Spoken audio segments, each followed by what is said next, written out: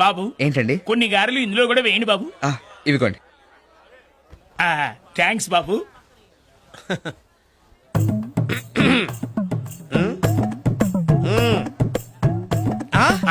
నాకా?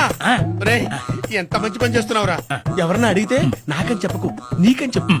చా, ఎవరు అడగకపోతే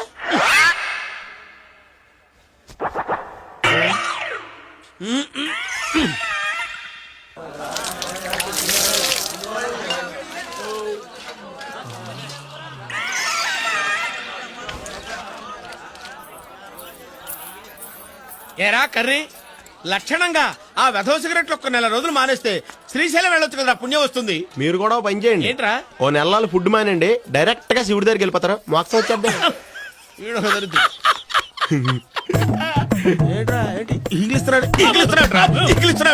నువ్వు బాగా ముదిరిపోయావురా. లేతగా ఉన్నావు మరి.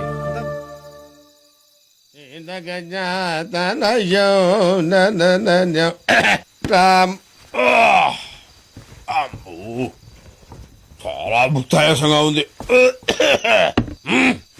ఏంటి గురుగారు, కడుపు ఏమన్నా బిర్రుగా ఉందా? అవునరా, ధ్వజస్తంభ స్థాపన సందర్భంగా నవపప్పు ధాన్యాలు దట్టించి నేతిలో రంగరించి 3 వాయిలు లాగించారు. కొంచెం ఇబ్బందిగానే ఉందో. నవపప్పు ధాన్యాలేంటి గురుగారు, ఉన్నవి 2 కందిపప్పు మినపప్పేగా. నవపప్పు ధాన్యాలు తెలియకుండా బ్రాహ్మణ పుట్టకెలా పుట్టావురా? నవపప్పు ధాన్యాలు చెప్తాను, నోట్ చేసుకో. చెప్పండి. కందిపప్పు, పెసరపప్పు, మినప్పప్పు, శనగపప్పు, బొబ్బరిపప్పు, వేరుశనగపప్పు, జీడిపప్పు, బాదం పప్పు, పిస్తా పప్పు. 9. ఆ 10వ పప్పును కూడా మీరు తినుంటే గుళ్ళో ప్రధాన పూజారి పదవి నాకు వచ్చుండేది. 10వ పప్పు? అది నేను తినుంటే ప్రధాన పూజారి పదవి నీకొచ్చుండేదా? ఏమిట్రా పప్పు? గన్నేరు పప్పు. చంపేస్తాను. జనం వచ్చారా లేదా చూడు. అలాగే. అబ్బా, గురుగారు, జనం చాలా మంది వచ్చారండి. చాలా సంతోషం. ఆ దండలా తీసురా. పద. ఒరే దరిద్రుడా, శుభమంటూ హరికథ చెప్పడానికి వెళ్తుంటే ఆ దరిద్రపు తుమ్ములేమిట్రా? నీ చూడా ఏం జరుగుతుందో ఏమిటో. పద. గురుగారు, ఏంటండి ఇది అసహ్యంగా? పెద్ద పెద్ద వాళ్ళు చాలా మంది వచ్చారు. వస్తే తొరిగిపోతాననుకున్నావా? అప్రాచపడవా, శృతిలో కలిపేయన్రా. ఓ నమ శివాయ, హర హర మహాదేవ, శంభో శంకర మహిమాం. మహాజన్లారా, కథాకాలక్షేపానికి ముందు 2-3 త్యాగరాయ కృతులు వదులుతా. ఒకటి సరిపోతుందేమో.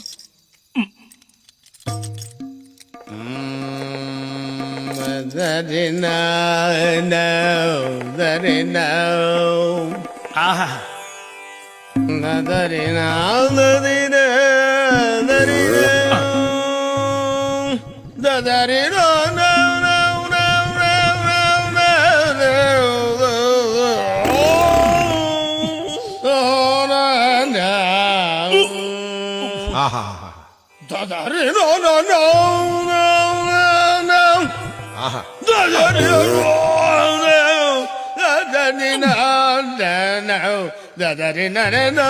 అయ్యా, ఎంతసేపు జాగరాయి కృతులు వినలేక చస్తున్నాం.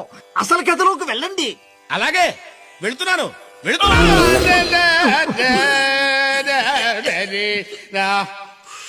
అమ్మయ్యా. ఏమయ్య హనుమ శాస్త్రి, గురూజీ, చాలా ప్రశాంతంగా ఉంది. ఏ కథలోకి వెళ్తా.